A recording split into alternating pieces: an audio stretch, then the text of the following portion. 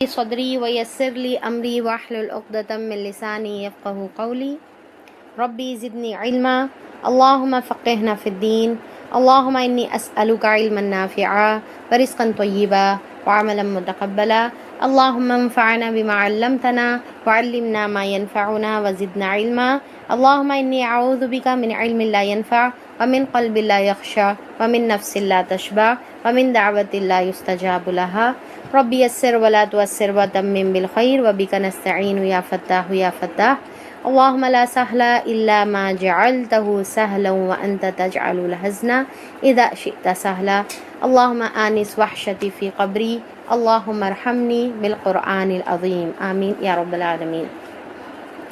بسم اللہ الرحمن الرحیم۔ میں آپ لوگ سب کا فہم قرآن کے ڈے 11 میں آپ لوگوں کا استقبال کرتی ہوں۔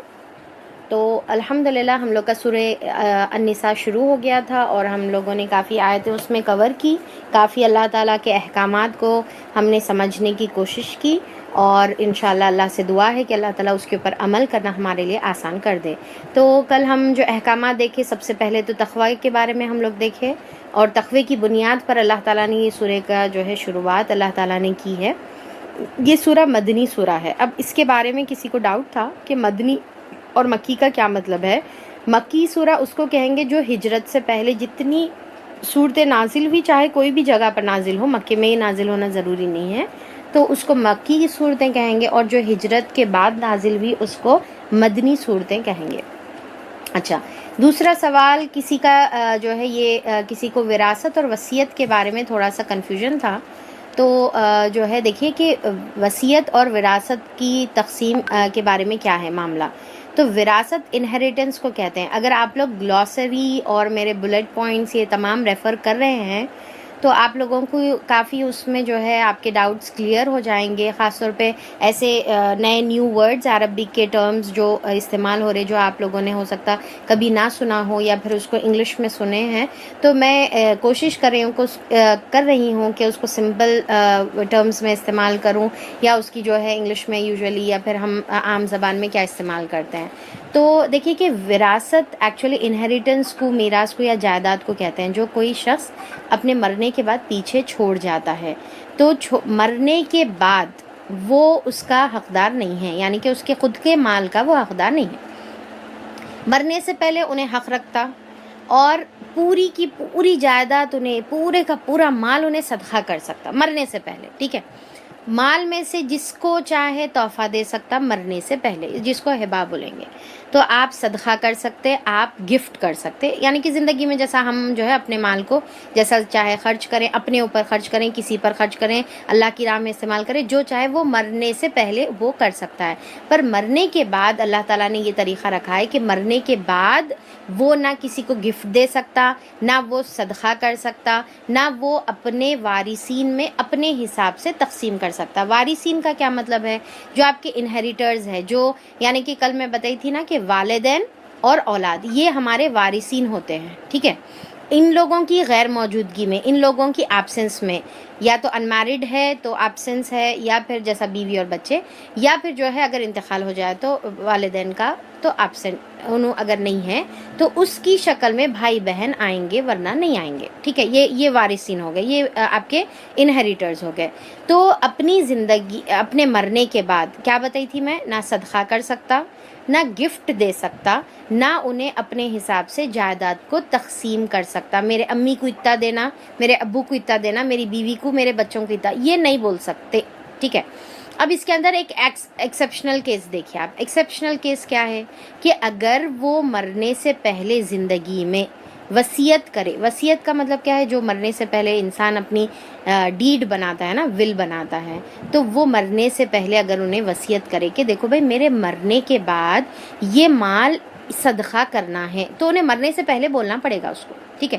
اور پھر جو ہے اتنا ان کو گفٹ دینا ہے بلکہ بولنا ہے، تو مرنے سے پہلے انہیں بولے گا۔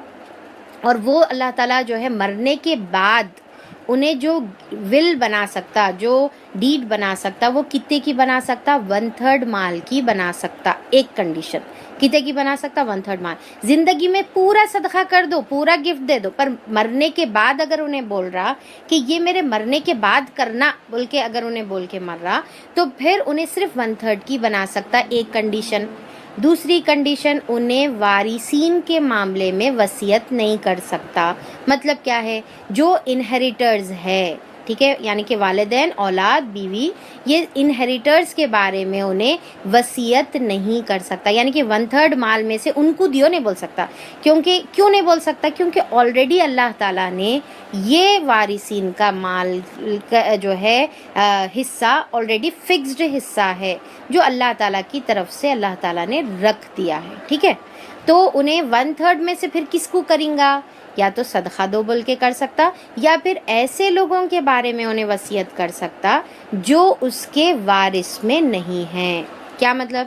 جو اس کے انہیریٹرز نہیں, ان کے بارے میں, جیسا کہ بھائی بہن ہیں, اگر انہیریٹرز میں وہ لوگ نہیں آ رہے تو ٹھیک ہے, یا پھر اس کے چچا, پھوپھی, تائی, بہو, یا پھر جو ہے پوترے جس کے جو ہے ابو کا آلریڈی انتقال ہو جائے, یہ تمام لوگ, یا آپ کے جو ہے منہ بولے بیٹے, منہ بولے بھائی, یہ, یا پھر کوئی اور آپ کے رشتہ دار یا دوست, کوئی بھی اس کے اندر آ سکتا. ٹھیک ہے, اور وراثت کیا ہے, انہیریٹنس کیا ہے, یہ اللہ کی طرف سے فکسڈ ہے. اس کے اندر کوئی چینجز نہیں ہو سکتے.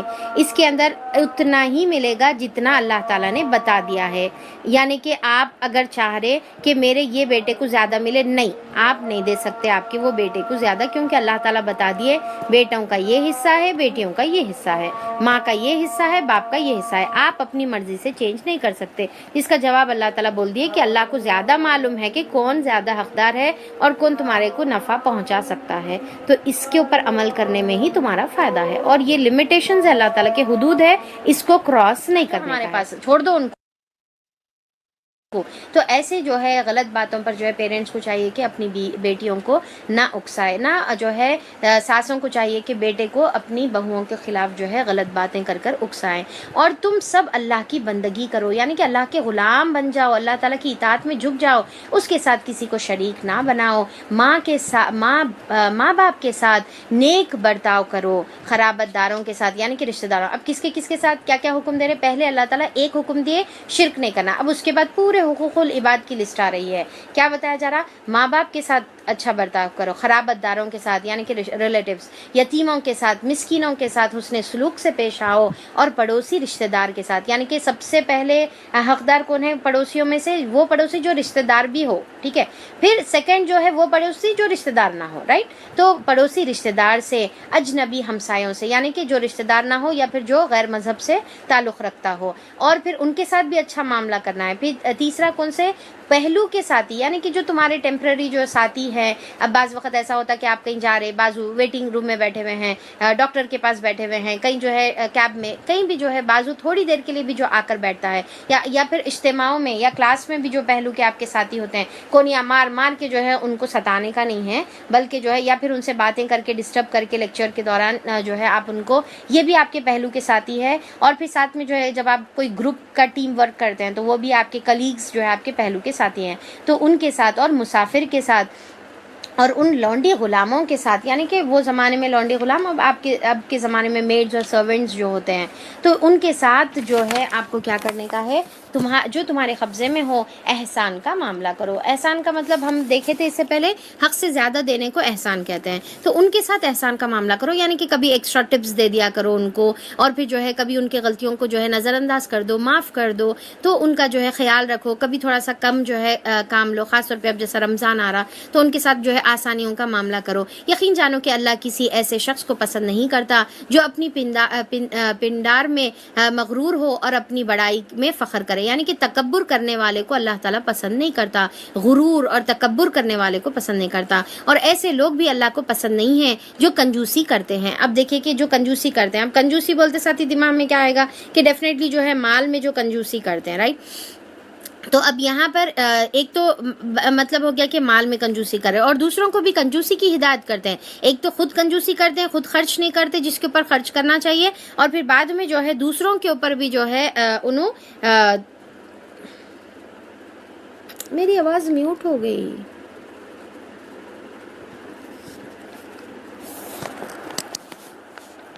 بسم اللہ الرحمن الرحیم. تو جو ہے جو کنجوسی کرنے والے ہیں، ٹھیک ہے، تو ایک تو خود کنجوسی کرتے ہیں اور دوسروں کو بھی جو ہے کنجوسی کی ہدایت دیتے ہیں، تو ایسے لوگ بھی اللہ کو پسند ہیں. اب دیکھیے کہ کنجوسی کس میں، مال خرچ کرنے میں کنجوسی. دوسرا جو ہے بعض لوگ مال تو چھوڑیے اتنے زیادہ کنجوس اور بخیل ہوتے ہیں کہ سلام کرنے میں بھی کنجوسی کرتے ہیں، یعنی کہ خود سے سلام بھی نہیں کرتے. میں کیوں کروں بھائی سلام ان کو، یا پھر جو ہے انجان مار دیتے ہیں، تو سلام کرنے میں بھی کنجوسی کرتے ہیں. اور بعض لوگ تو اس سے زیادہ بڑھ کے کنجوس ہوتے ہیں کہ جو اسمائل کرنے میں بھی کنجوسی کرتے ہیں، یعنی کہ ہمیشہ سڑا صورت جو ہے، بری صورت جو ہے بنا کر رکھتے ہیں، ایسا کہ گھر میں جو ہے پتہ نہیں کیا آفت آئی ہوئی ہے. تو گھر میں اور پھر جو ہے باہر جب ہم کسی سے ملیں تو سلام کریں، اسمائل کرتے رہیں، اور جو ہے اپنا مال بھی جو ہے جو حقدار ہیں ان کے لیے جو ہے خرچ کرتے رہیں. تو اللہ تعالیٰ برے کی کنجوس بھی اللہ کو نہیں پسند ہے، اور خود بھی کنجوسی اور پھر دوسروں کو کنجوسی کا. ارے کیا ضرورت ہے خواہ کہ اتنا جو ہے مال لٹانے کی، ان کو ایسا گفٹ دینے کی، اتنا مہنگا گفٹ دینے کی کیا ضرورت ہے، انہوں تم کو کیا دیے تھے اور تم دیکھو کیا دے رہے. تو یہ تمام ایسی باتیں کرنے والے اللہ کو نہیں پسند ہے، اور جو کچھ اللہ نے اپنے فضل سے انہیں دیا ہے وہ اسے چھپاتے ہیں. ایسے کفران نعمت لوگوں کے لیے ہم نے رسوا کن عذاب مہیا کر رکھا ہے، یعنی کہ تکبر کرنے والے اور کنجوسیاں کرنے والے اللہ تعالیٰ ان کے لیے جہنم تیار کر رکھے ہیں. اور وہ لوگ بھی اللہ کو ناپسند ہے جو اپنے مال محض لوگوں کو دکھانے کے لیے خرچ کرتے ہیں. تو اللہ تعالیٰ بول رہے ہیں کہ اب صدقے کے بارے میں ہم نے ڈیٹیل میں کافی جو ہے سورہ بقرہ میں لیا تھا.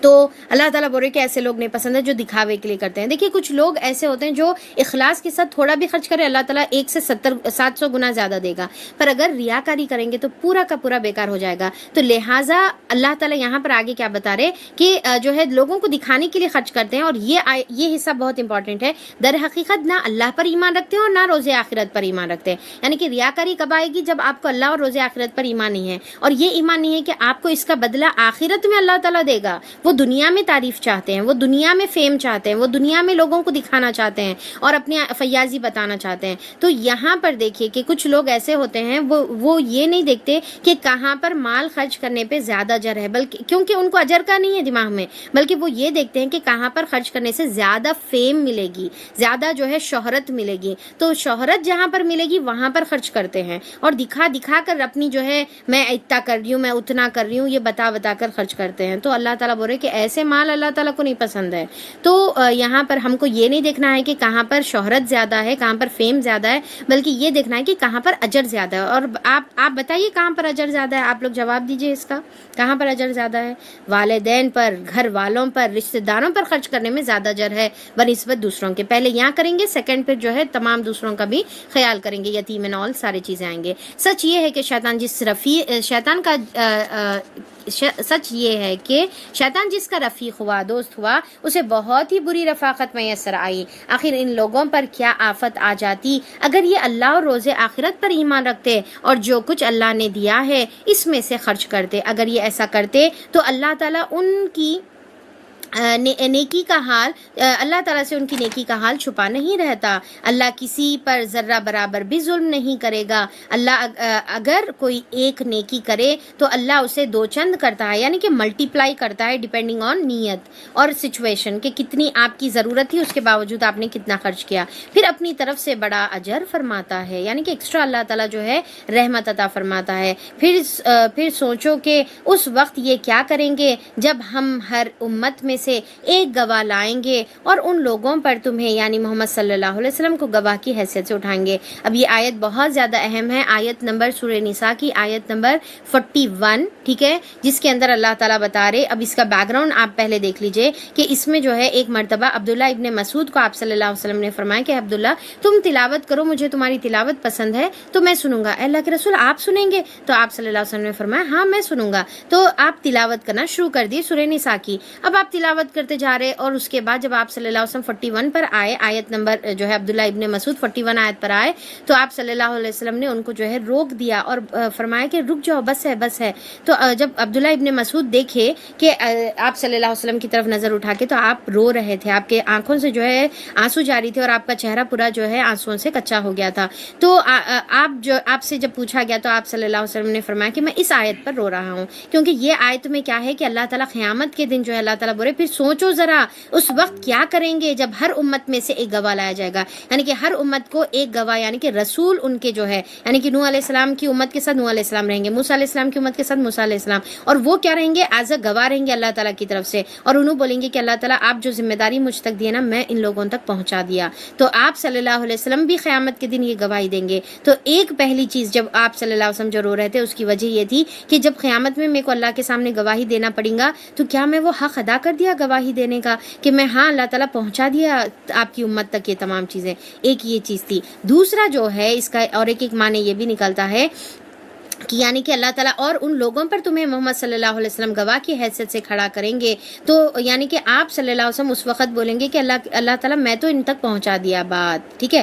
اب اس کے بعد جو ہے اگر ہم عمل نہیں کریں گے تو اللہ تعالیٰ ان سے پوچھیں گے کہ کیا محمد صلی اللہ علیہ وسلم تمہارے کو نہیں بولے تھے؟ تو اللہ تعالیٰ جو ہے ہم بولیں گے کہ اللہ تعالیٰ ہمارے پاس تو کوئی بھی نہیں تھے، تو آپ صلی اللہ علیہ وسلم بولیں گے کہ نہیں میں نے تو پہنچا دیا۔ تو وہاں پر کیا ہوگا کہ آپ صلی اللہ علیہ وسلم کی گواہی جو عمل نہیں کرتے ہیں ان کے خلاف جائے گی۔ دیکھیے ہم تو یہاں پر کیا سمجھتے میٹھی میٹھی سفارش ملے گی، بلکہ یہاں پر تو آپ صلی اللہ علیہ وسلم جو ہے کڑوی کڑوی ہماری شکایت کریں گے اگر ہم نہیں مانیں گے تو۔ اگر مانیں گے تو ڈیفینیٹلی ہم کو جو ہے آپ صلی اللہ علیہ وسلم کے جو ہے سفارش نصیب ہوں گی۔ تو اس وقت وہ سب لوگ جنہوں نے رسول صلی اللہ علیہ وسلم کی بات نہ مانی اور اس کی نافرمانی کرتے رہے تمنا کریں گے کہ کاش زمین پھٹ جائے اور وہ اس کے اندر سما جائے۔ تو وہاں پر جب شکایت ہوگی نبی کی زبان سے تو پھر وہ تمنا کریں گے، وہاں یہ اپنی کوئی بات اللہ سے نہ چھپا سکیں گے۔ تو یعنی کہ آپ صلی اللہ علیہ وسلم کی جو ہے جو لائی ہوئی قرآن اور تعلیمات ہے حدیثوں کے ذریعے سے جو ملی اس کے اوپر ہم کو عمل کرنے کا ہے۔ پھر اب یہاں پر شراب کا دوسرا حکم آ رہا،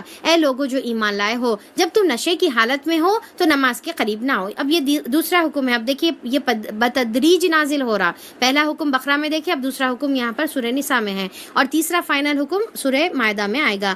اور پھر جو ہے نہ قریب نہ جاؤ، نماز اس وقت پڑھنی چاہیے جب تم جانو کہ کیا کہہ رہے ہو۔ اب یہاں پر یہ اگر ان کانٹیکس دیکھیں گے تو شراب کا مطلب ہے، پر آپ جو ہے صرف اگر یہ حصہ دیکھیں گے تو اس میں کتنی بڑی ہمارے لیے نصیحت ہے۔ دیکھیے کہ نماز اس وقت تک پڑھنی چاہیے، آیت نمبر 43، نماز اس وقت پڑھنی چاہیے جب تم جانو کہ تم کیا کہہ رہے ہو۔ اب آپ اور مجھ سے یہ سوال ہے، کیا ہم جب نماز پڑھ رہے تو کیا ہم جانتے ہیں ہم کیا بول رہے؟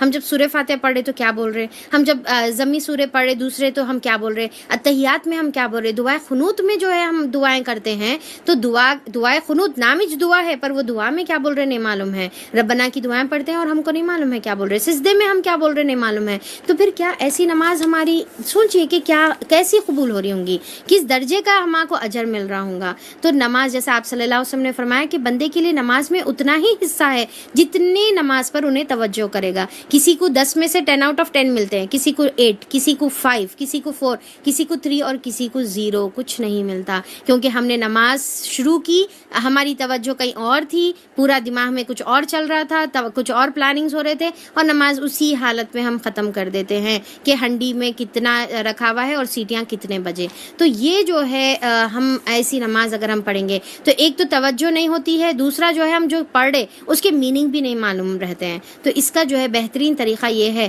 کہ جو دعائیں ہم جو ہے نماز کے اندر پڑھتے ہیں وہ دعائیں، وہ سوروں کے جو ہے ہم ترجمہ یاد کر لیں، وہ ترجمہ ہم پڑھ لیں، کچھ نہ کچھ تو ہم کو سمجھنے آنا چاہیے کہ ہم کیا بول رہے ہیں اللہ تعالیٰ کو۔ دیکھیے ویسی ہم نماز پڑھیں گے جس میں سمجھ میں نہیں آ رہا تو ویسی نماز ہمارے ہو سکتا خدا نہ خواستہ ہمارے سروں پر ہی نہ جائے، قیامت کے دن ہم بولے اللہ تعالیٰ ہم تو پورے نماز نہ پڑھے، اور اللہ تعالیٰ بولیں گے کہ ایک بھی نماز جو ہے آسمان عرش تک اللہ کے نہیں پہنچی، تو پھر وہاں پر جو ہے ہم افسوس جو ہے کریں گے تو کیا فائدہ ہے۔ تو آج جو ہے موقع ہے اور رمضان بہترین ٹائم ہے اس کے لیے، تو نماز پڑھنے سے پہلے جو ہے ایک مرتبہ ترجمہ دیکھ لیجئے جو بھی نماز ہم پڑھ رہے، جو بھی جو ہے اس کے اندر، اور پھر انشاءاللہ اس کے لیے جو ہے دیکھیے سارا سال بھی اس کے اوپر اگر ہم محنت کریں گے اور تھوڑی تھوڑی جو ہے ترجمہ سیکھنے کی کوشش کریں گے تو بھی ہمارے لیے جو ہے بہت آسان ہو جاتا۔ تو اللہ تعالیٰ بول رہے کہ نماز جو ہے اس وقت پڑھنی چاہیے جب تم جانو کہ تم کیا کہہ رہے ہو۔ آج سے یہ چیز جو ہے پلے باندھ لیجئے اور یہ آیت جو ہے یاد رکھ لیجئے کہ نماز ہمارے کو سمجھ کر ہی پڑھنا ہے، اور اس کی طرف سے آہستہ آہستہ کوشش کریے اور اللہ تعالیٰ سے مدد کی دعا کریے۔ اسی طرح جنابت کی حالت میں بھی نماز کے قریب نہ جاؤ جب تک کہ تم غسل نہ کر لو، یعنی کہ گندگی کی حالت میں، الا یہ کہ راستے سے گزرتے ہو اور سفر میں ہے اور غسل نہیں کر سکتے تو، اور اگر کبھی ایسا ہو اور بیمار ہو یا سفر میں ہو، یا تم میں سے کوئی شخص رفع حاجت کر کے آئے، یا تم میں سے عورتوں سے لمس کیا ہو، یعنی کہ شوہر بیوی کے تعلقات، پھر پانی نہ ملے تو پاک مٹی سے تیمم کر لو۔ اب یہاں پر جو ہے تیمم کا حکم آ رہا ہے کہ اگر جو ہے پانی اویلیبل نہیں ہے تو تیمم کرنا ہے، اور دوسرا جو ہے کیا ہے کہ اگر وضو کرنے سے بیماری کا خطرہ ہو اور مرنے کا خطرہ ہو تو بھی تیمم کرنے کی اجازت ہے۔ اور تیمم کیسا کریں گے؟ مٹی پر جو ہے ہاتھ ماریں گے اور ہاتھ پر جو ہے پھیر لیں گے اور چہرے پر پھیر لیں گے بسم اللہ بول کے، اور اس کے علاوہ یعنی کہ کلی کرنا پورے جسم پر ایسا نہیں ہے، صرف ہاتھ اور منہ پر ہاتھ پھیریں گے اپن۔ اس سے اپنے چہرے اور ہاتھوں پر مسح کر لو۔ اللہ تعالیٰ خود بتا دیے کس پہ، چہرے اور ہاتھوں پر مسح کر لو، بے شک اللہ نرمی سے کام لینے والا اور بخشش فرمانے والا ہے۔ اب آپ صلی اللہ علیہ وسلم نے فرمایا کہ میرے لیے جو ہے خاص ایک چیز اللہ تعالیٰ دیے جو کسی نبی کو نہیں دیے، میرے لیے مٹی اور زمین کو اللہ تعالیٰ نے پاک کر دیا، یعنی کہ پوری زمین پر کہیں بھی نماز پڑھ سکتے اور پوری مٹی سے کہیں پر بھی جو ہے آپ تیمم جو ہے کر سکتے ہیں۔ تو یہ جو ہے حکم، اور یہ جو ہے بنی مصطلق کے ٹائم پہ جو ہے اللہ تعالیٰ نے یہ حکم دیا غزوہ بنو مصطلق کے بارے میں، جس کو بھی اس کے ڈیٹیلز ہونا ہے سیرت کی کتاب میں سے ڈھونڈ لینا۔ اچھا، پھر اب یہاں پر جو ہے اہل کتاب سے مخاطب ہے، سیکنڈ پارٹ ہمارا سٹارٹ ہو رہا۔ تم نے ان لوگوں کو کبھی دیکھا جنہیں کتاب کے علم کا کچھ حصہ دیا گیا، یعنی کہ اہل کتاب وہ خود ضلالت کے خریدار بنے ہوئے ہیں اور چاہتے ہیں کہ تم بھی راہ گم کرو۔ اللہ تمہارے دشمنوں کو خوب جانتا ہے اور تمہاری حمایت و مددگار کے لیے اللہ ہی کافی ہے۔ جو لوگ یہودی بن گئے اور ان میں سے، یعنی کہ یہودی اللہ تعالیٰ نے بنے، ان خود ہی یہودی بن گئے، تو ان میں کچھ لوگ ہیں جو الفاظ کو ان کے محل سے، یعنی کہ اس کی مطلب سے جو ہے الفاظ کو پھیر دیتے ہیں اور دین حق کے خلاف جو ہے کیا ہے ڈاؤٹس کریٹ کرنے لگتے ہیں اور اپنی زبانوں کو توڑ موڑ کر کہتے ہیں سمعنا و عصینا، کہ ہم نے سنا اور آہستہ سے، کیا سمعنا کا مطلب کیا؟ ہم نے سنا، اور آہستہ سے کیا دلوں میں بولتے تھے اور ہم ماننے والے نہیں ہیں۔ تو یہ کس کی چال ہے؟ یہ جو ہے وہ منافقین کی چال ہے، وہ یہودیوں کی چال ہے جو ہے جھوٹ موٹ کا جو ہے اسلام لاتے تھے اللہ اور آپ صلی اللہ علیہ وسلم کی مجلسوں میں آتے تھے، اور آ کر جو ہے آپ صلی اللہ علیہ وسلم کے جب قرآن کے احکامات سنائے جاتے تھے تو کیا بولتے تھے؟ سمعنا، ہم نے سنا، اور دل میں بولتے تھے عصینا، ہم تو نہیں ماننے والے ہیں، ہم تو کر ہی نہیں سکتے، اس کے اوپر عمل ہی نہیں کر سکتے۔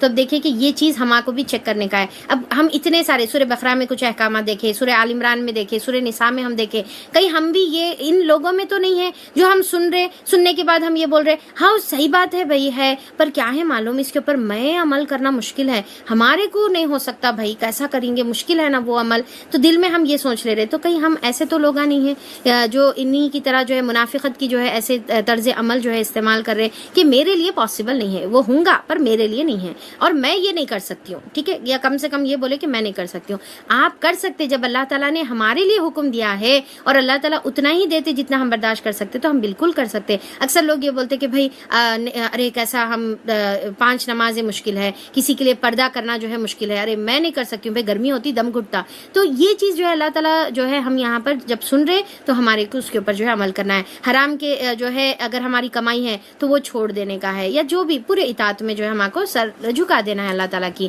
تو ہم اس طریقے سے نہیں بولیں گے، بلکہ اللہ تعالیٰ کی مجلس میں، آپ صلی اللہ علیہ وسلم کی مجلس میں ایمان والے کیا بولتے تھے؟ سمعنا واطعنا، ہم نے سنا اور ہم بے شک اللہ تعالیٰ اطاعت کریں گے، اور اللہ تعالیٰ سے مدد مانگتے ہیں کہ اللہ تعالیٰ میرے لیے یہ مشکل ہے، میں نہیں کر سکتی ہوں، اللہ تعالیٰ آپ میرے لیے آسانی کر دے، میرے کو اس کے اوپر عمل کرنے میں جو ہے میرے لیے سہولت کر دیجئے۔ تو ہم اللہ تعالیٰ سے دعا مانگنا ہے، اور یہ ایمان والوں کا جو ہے سینٹنس ہے، اور جس میں ہم سورہ بقرہ کی آخری آیتوں میں پڑھے کہ ایمان والے کیا بولتے ہیں؟ سمعنا واطعنا، اور اب آگے بھی آئے گا۔ اچھا، تو کیا کہتے ہیں وہ؟ سمعنا وعصینا، ہم نہیں مانیں گے، اسمع غیر مسمع، کہ سنیے اور جو ہے غیر مسمع، اور وہ کہتے ہیں رائنا، حالانکہ اگر وہ کہتے سمینا واطعنا اور اسمع و انظرنا تو یہ ان کے لیے بہتر ہوتا۔ تو اب یہ جو ہے یہ ایسے ورڈز ہے جس کے 2 معنی نکلتے ہیں۔ اس کا مطلب کیا ہے کہ جو ہے سنیے، اور جو ہے غیر مسمع کا مطلب کیا ہے؟ دوسرا معنی یہ ہو جاتا ہے کہ اللہ کرے تم بہرے ہو جاؤ، ٹھیک ہے، یا پھر جو ہے تم ایسے ہیں جن سے ہم جن کا تمہارے کو ہم سننے کے قابل بھی نہیں سمجھتے۔ غیر مسمع کا مطلب کیا ہے تم ایسے ہے جس کو ہم جو ہے تم ڈیزرو ہی نہیں کرتے کہ ہم تم کو سنیں. تو ایسی جو ہے دو میننگ کی جو ہے وہ لوگ جو ہے آپ کے پاس آتے تو باتیں کرتے. یہ تو جو ہے اللہ تعالیٰ بول رہے. اور زیادہ راست بازی کا طریقہ تھا کہ اگر انہوں یہ بولتے کہ سمینا و اطعنا اور کچھ الفاظ، مگر ان پر تو ان کے باطل پرستی کی بدولت اللہ کی پھٹکار پڑی ہوئی ہے، اس لیے وہ کم ہی ایمان لاتے ہیں. اے وہ لوگوں جنہیں کتاب دی گئی تھی، مان لو اس کتاب کو جو ہم نے اب نازل کی ہے، اور وہ اس کتاب کی تصدیق کرتی ہے جو تمہارے پاس پہلے سے موجود ہے، یعنی کہ قرآن کو مانو. اس پر ایمان لے آؤ قبل اس کے کہ ہم چہرے بگاڑ کر پیچھے پھیر دے یا ان کو اسی طرح لعنت زدہ کر دے جس طرح ہم نے سبت والوں کے ساتھ کیا تھا. یعنی کہ مان لینا ہے آیتوں کو اس سے پہلے کہ اللہ تعالیٰ ہمارے چہروں کو نعوذ باللہ بندر اور سور میں تبدیل کر دے جیسا سبت والوں کے ساتھ کیا ہے. اور یاد رکھو کہ اللہ کا حکم نافذ ہو کر رہنے والا ہے. اب سبت کا اس سے پہلے ہم لوگ ڈیٹیل دیکھے تھے اپن، اور آگے پھر سے انشاءاللہ سبت کا آئیں گا. اللہ بس شرک ہی کو معاف نہیں کرتا. اب یہ آیت نمبر 40 جو ہے آیت نمبر 49 ہے، اور کہ سمینا و اطعنا اور کچھ الفاظ، مگر ان پر تو ان کے باطل پرستی کی بدولت اللہ کی پھٹکار پڑی ہوئی ہے، اس لیے وہ کم ہی ایمان لاتے ہیں. اے وہ لوگوں جنہیں کتاب دی گئی تھی، مان لو اس کتاب کو جو ہم نے اب نازل کی ہے، اور وہ اس کتاب کی تصدیق کرتی ہے جو تمہارے پاس پہلے سے موجود ہے، یعنی کہ قرآن کو مانو. اس پر ایمان لے آؤ قبل اس کے کہ ہم چہرے بگاڑ کر پیچھے پھیر دے یا ان کو اسی طرح لعنت زدہ کر دے جس طرح ہم نے سبت والوں کے ساتھ کیا تھا. یعنی کہ مان لینا ہے آیتوں کو اس سے پہلے کہ اللہ تعالیٰ ہمارے چہروں کو نعوذ باللہ بندر اور سور میں تبدیل کر دے جیسا سبت والوں کے ساتھ کیا ہے. اور یاد رکھو کہ اللہ کا حکم نافذ ہو کر رہنے والا ہے. اب سبت کا اس سے پہلے ہم لوگ ڈیٹیل دیکھے تھے اپن، اور آگے پھر سے انشاءاللہ سبت کا آئیں گا. اللہ بس شرک ہی کو معاف نہیں کرتا. اب یہ آیت نمبر 40 جو ہے آیت نمبر 49 ہے، اور بہت ہی امپورٹنٹ آیت ہے. ان اللہ لا یغفر ان یشرک بہ ویغفر ما دون ذلک لمن یشاء، کہ اللہ تعالیٰ صرف جو ہے شرک ایک ایسی چیز ہے جس کو اللہ تعالیٰ معاف نہیں کرتا، مگر اس کے سوا جو بھی گناہ انسان کرتا ہے اگر چاہے تو اللہ تعالیٰ معاف کر دے. اب اس کے اندر دو پارٹس میں اپن ڈیوائڈ کر کے سمجھیں گے یہ آیت کو کہ اللہ تعالیٰ جو ہے. اب دیکھیے اس سے پہلے تھوڑا سا یہ پاز کر کے میں بتاؤں، یہ جو سمینا و اطعنا، اسینا، انظرنا، یہ ساروں کے آپ کو گلوسری میں ورڈز مل جائیں گے، ڈیٹیلز انشاءاللہ. ابھی اس کی فکر مت کریں، اب یہاں پر کانسنٹریٹ کریے شرک کے اوپر. چلیے اللہ تعالیٰ کیا بتا رہے کہ شرک کو اللہ تعالیٰ معاف نہیں کریں گے. یعنی کہ شرک ایک ایسا گناہ ہے جب تک کہ انسان توبہ کر کے اس کو چھوڑ نہیں دیتا اللہ تعالیٰ اس کو خود سے معاف نہیں کرتے. ٹھیک ہے، یعنی کہ کوئی نماز اس کو معاف نہیں کرائے گی، کوئی جو ہے حج اور روزہ اس کو معاف نہیں کرائے گا. وہ انسان کو وہ شرک کو چھوڑنا ہے تب وہ معاف ہوگا. اور شرک کی حالت میں اگر وہ مر گیا تو اس کو پھر کبھی معافی نہیں ملے گی. نیور نیور نیور اس کو معافی ملے گی نہیں، اور وہ ہمیشہ جو ہے جہنم میں جانے والا رہے، چاہے وہ کلمہ پڑھنے والا کیوں نہ ہو. کلمہ پڑھتے جا رہا، شرک کرتے جا رہا، تو اللہ تعالیٰ ایسے لوگوں کو معاف نہیں کریں گے. ہاں اس کے علاوہ اگر کوئی شخص دوسرے کچھ گناہ کرے ہوئے ہیں جو اللہ کے ریلیٹڈ ہے، اللہ کے حقوق سے ریلیٹڈ ہے، تو پھر ویسے گناہوں کو اللہ چاہے تو معاف کرے گا. اس کی بھی گارنٹی نہیں دے رہے اللہ تعالیٰ. چاہے تو اللہ تعالیٰ معاف کر سکتے، یا پھر چاہے تو تم کو جو ہے یعنی کہ جو انسان جو گناہ کرا ہوا ہے اتنے دن جو ہے جہنم میں جلے گا، پر فائنلی جنت میں جائے گا اگر اس کے اعمال میں شرک نہیں ہے. پر اگر شرک ہے تو پھر وہ کبھی معاف نہیں ہوگا. تو جب شرک ایک ایسا گناہ ہے جو کبھی نہیں معاف ہوگا، تو پھر ہمارے کو اس کے بارے میں کتنا زیادہ احتیاط اور فکر کرنی چاہیے بتائیے، اور اس کے بارے میں علم حاصل کرنا ضروری ہے. تو شرک ایک ایسا علم ہے جو ضروری ہے ہر ایک انسان کو حاصل کرنا ضروری. اس کے بعد اس کے اوپر جو ہے رمضان میں اور رمضان کے بعد آپ لوگ محنت کریے. اچھا، اور شرک کے کچھ چیزیں جو ہے ہم لوگ خود انشاءاللہ قرآن کے اندر بھی جو ہے اس کی کافی تعلیمات اپن آگے مکی صورتوں میں دیکھیں گے. اچھا، اللہ کے ساتھ جس نے کسی اور کو شریک ٹھہرایا اس نے تو بہت بڑا جھوٹ تصنیف کر لیا، اور یعنی کہ اللہ پر جھوٹ باندھا، اور بڑے سخت گناہ کی بات ہے. تم نے ان لوگوں کو بھی دیکھا ہے جو بہت اپنی پاکیزگی نفس کا دم بھرتے ہیں، یعنی کہ خود اپنی خوش فہمی میں مبتلا ہیں کہ ہم بہت نیک ہیں، حالانکہ پاکیزگی تو اللہ ہی جسے چاہتا ہے عطا کرتا ہے. یعنی کہ ایک تو خود سمجھ لینا اور دوسروں کو بھی جو ہے اپنی پاکیزگی کا بیانہ کرنا. اور انہیں جو پاکیزگی نہیں ملتی تو در حقیقت ان پر ذرہ برابر بھی ظلم نہیں کیا جاتا. دیکھو تو صحیح، یہ اللہ پر بھی جھوٹے افطرا گھڑنے سے نہیں چوکتے، اور ان کی سرہن گناہگار ہونے کے کے لیے یہی ایک گناہ کافی ہے۔ تو یہاں پر جو ہے ہم کو دعا کرنا چاہیے کہ اللہم آتی نفسی تقواہا وزکیہا انت خیر من زکاہا انت ولیہا و مولاہا۔ اللہ تعالیٰ تو میرے نفس کو پاک کر دے، تو پاکیزگی عطا کر۔ اللہ تعالیٰ خود بول رہے کہ اللہ جسے چاہتا ہے پاکیزگی عطا کرتا ہے، تو اللہ کے سے ہی جو ہے پر مانگیں گے۔ کیا تم نے ان لوگوں کو نہیں دیکھا جنہیں کتاب کے علم میں سے کچھ حصہ دیا گیا تھا، یعنی کہ اہل کتاب کے عالم، اور ان کا حال یہ ہے کہ وہ جبت اور طاغوت کو مانتے ہیں۔ اب یہاں پر جو ہے جبت اور طاغوت کا کیا مطلب ہے؟ اب دیکھیں جبت کا مطلب کیا ہے کہ یعنی کہ پہلے تو یعنی کہ سپرسٹیشنز کو بولیں گے، یا پھر کیا ہے جادو کو جبت کہیں گے۔ جادو جبت میں کیا کیا آئے گا؟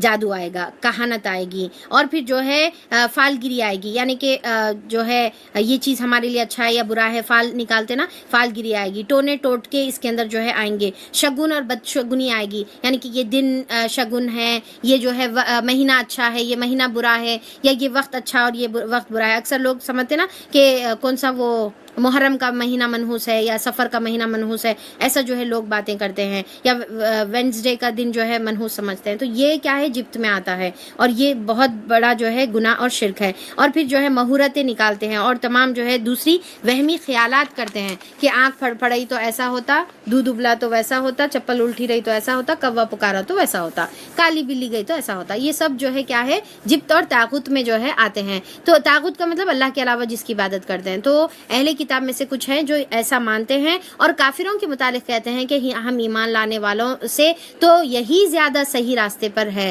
تو ایسے ہی لوگ ہیں جن پر اللہ تعالیٰ نے لعنت فرمائی ہے، یعنی کہ ایسے سپرسٹیشنز اور ایسے جو ہے اللہ کے علاوہ کسی اور کی عبادت کرنا کس میں آتا ہے؟ اللہ کی لعنت کا مستحق جو ہے وہ بنتے ہیں۔ جس پر اللہ تعالیٰ لعنت کرتا ہے، پھر تم اس کا کوئی، جس کے اوپر اللہ تعالیٰ لعنت کرتا ہے اس کے لیے کوئی مددگار تم نہ پاؤ گے۔ کیا حکومت میں ان کا کوئی حصہ ہے؟ اگر ایسا ہوتا تو یہ دوسروں کو ایک پھوٹی کوڑی بھی نہ دیتے، ایک دانہ تنکا بھی جو ہے نہیں دیتے۔ پھر کیا یہ دوسروں سے اس لیے حسد کرتے ہیں کہ اللہ نے انہیں اپنے فضل سے نوازا ہے؟ یعنی کہ ان کو سب سے زیادہ جلن کس بات پہ تھی کہ آپ صلی اللہ علیہ وسلم کو اللہ تعالیٰ نے نبوت کیوں دی؟ ان میں سے کسی ایک کو دینا تھا۔ تو اگر یہ بات ہے تو انہیں معلوم ہو کہ ہم نے تو ابراہیم علیہ السلام کی اولاد کو کتاب اور حکمت عطا کی اور ملک عظیم بخش دیا، مگر ان میں سے کوئی اس پر ایمان لایا اور کوئی اس سے منہ موڑ گیا۔ یعنی کہ تمام لوگوں کو اللہ تعالیٰ اولاد ابراہیم کو دیے، پر جو ہے جو کچھ ایمان لائے اور کچھ منہ موڑ گئے، اور جو منہ موڑنے والا ہے تو بس اس کے لیے جو ہے جہنم کی بھڑکتی ہوئی آگ ہی کافی ہے۔ جن لوگوں نے ہماری آیات کو ماننے سے انکار کر دیا، یعنی کہ کونی اور قرآنی دونوں آیتوں کو ماننے سے جو انکار کر دیا، انہیں بالیقین ہم آگ میں جھونکیں گے، اور جب ان کے بدن کی کھال گل جائے گی تو اس کی جگہ ہم دوسری کھال پیدا کریں گے۔ اللہ اکبر۔